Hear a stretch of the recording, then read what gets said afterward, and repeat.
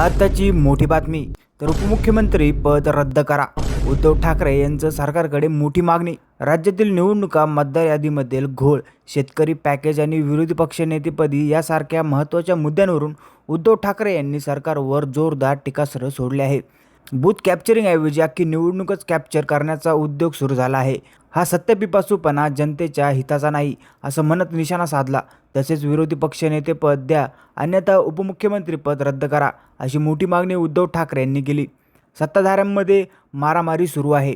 आतापर्यंत आपण इतर राज्यामध्ये असे प्रकार होतात हे ऐकत होतो. बंदुका निघत होत्या, मारामाऱ्या होत होत्या, हाणामाऱ्या होत होत्या. आता बूथ कॅप्चरिंगऐवजी अख्ख्या निवडणूकच कॅप्चर करण्याचा उद्योग सुरू झाला आहे. हा सत्तापिपासू जनतेच्या हिताचा नाही, स्वतःच्या लोकांची घरं भरायची या दिशेने वाटचाल सुरू आहे. अशा वेळेला आपण सगळे सुजाण नागरिक शिवसेनेकडे येत आहात, कारण जनतेला आता शिवसेना हा एकमेव प्रकाश दिसतोय ज्याच्या हातात मशाल आहे. विरोधी पक्षनेतेपद आणि उपमुख्यमंत्रीपद या दोन गोष्टी आहेत. कारण विरोधी पक्षपद हे त्यांनी द्यायलाच पाहिजे. त्याबद्दल आम्ही पहिलेच अधिवेशनात मागणी केली होती.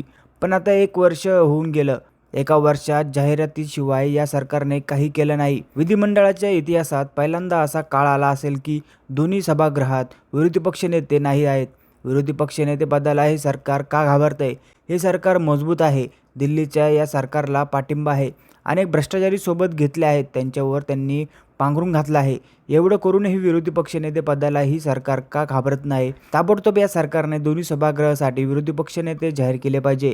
तसेच कायदे दाखवणार असाल तर उपमुख्यमंत्रीपद हे तात्काळ रद्द केले पाहिजे. कारण संविधानात कुठेही तरतूद नाही. त्यामुळे त्यांच्याकडे काही खाते असतील, त्या खात्यांच्या चाव्या किंवा बाथरूमच्या चाव्या द्या, पण त्यांनी उपमुख्यमंत्रीपद हे बिरुद लावता कामा नये.